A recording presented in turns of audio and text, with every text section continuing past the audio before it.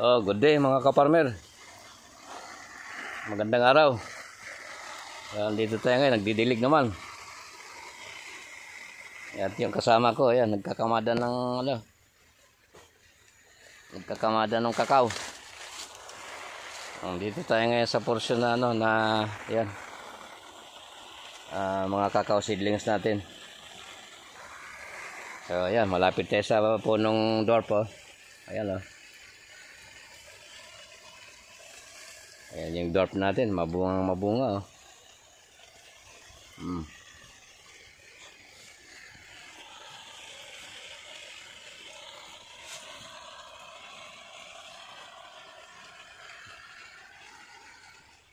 Baba lang yan.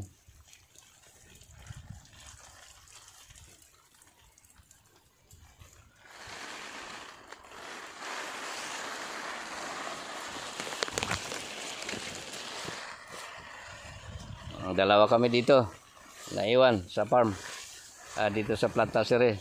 Yung iba doon nag-grass cutter. Ayan yung isa nating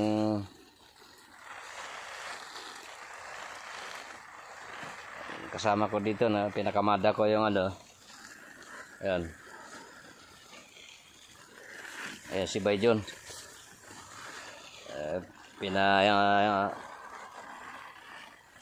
Segregate natin yung yung malaki doon sa kabilang tabi yung maliliit. Sabay siyak na tuloy kasi umugat sa lupa yan, eh. Ako naman nagdidilig.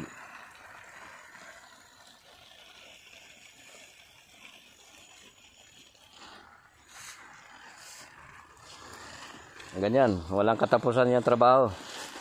Pagdating naman ng tag-ulan, magtatanim tayo. At ito na nga yung nalikha natin na pananim, mga kakao.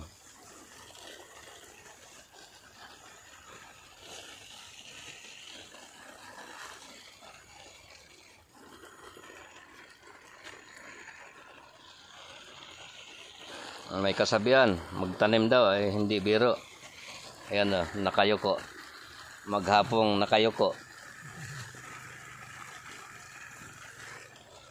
At pinagmamalaki ko yung mga farmer.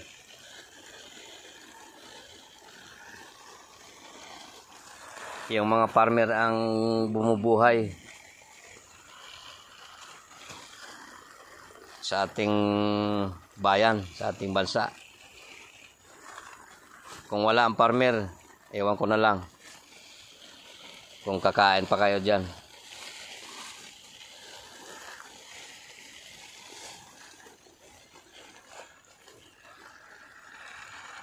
So, ayan, magdidilig tayo.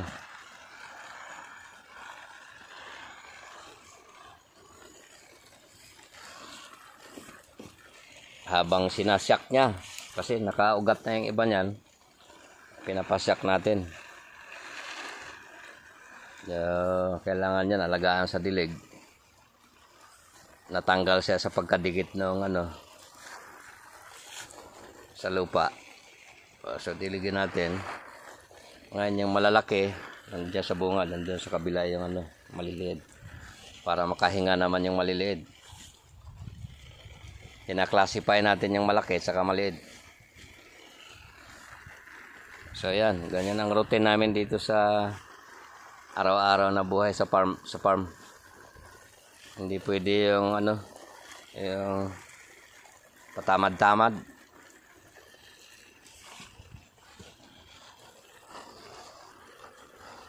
Kaya marami tayong mga kababayan na mahihirap ay dala na yan ng katamaran. Maraming tamad sa ating mga Pilipino. Yung iba riyan, malalakas naman. Yan, palimos-limos dyan sa kalye.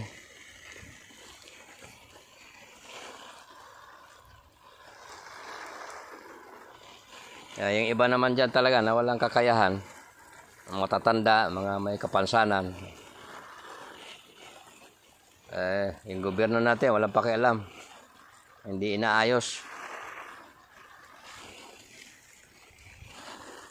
Dito naman sa akin, yung abot lang ng ating makakaya, mabigyan ng trabaho. Bagamat ilan lang yan, at least meron tayong natutulungan sa larangan ng trabaho. At sana nga magtuloy-tuloy yung pagka lumaki na yung production ng ating kakao, makadagdag na rin tayo ng tao.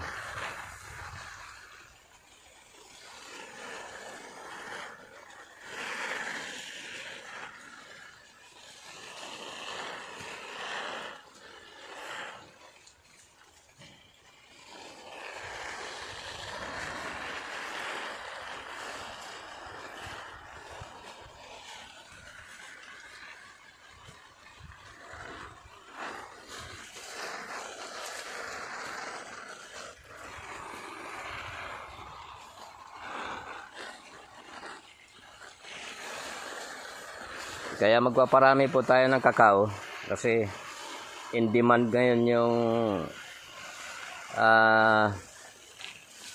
kakao sa ating bansa ngayon.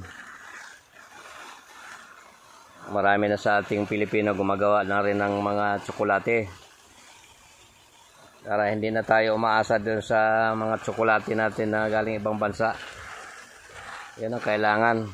Kaya parami tayo ng kakao.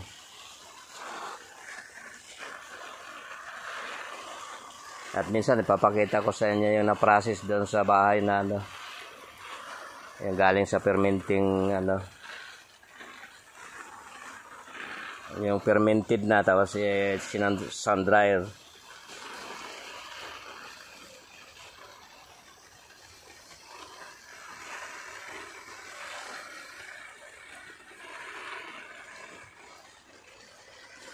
Okay mga kapalmer, maraming salamat sa atin. God bless sa ating lahat. Lagi kong sinasabi na kung ano man ang ginagawa ng ating mga kamay sa araw-araw, sana pagpapalain ng Panginoong Diyos. Tuloy lang yung sikap at yung wala tayong nayayapakan na karapatan, mamuhay na mayroong Diyos. Maraming po salamat sa atin. God bless.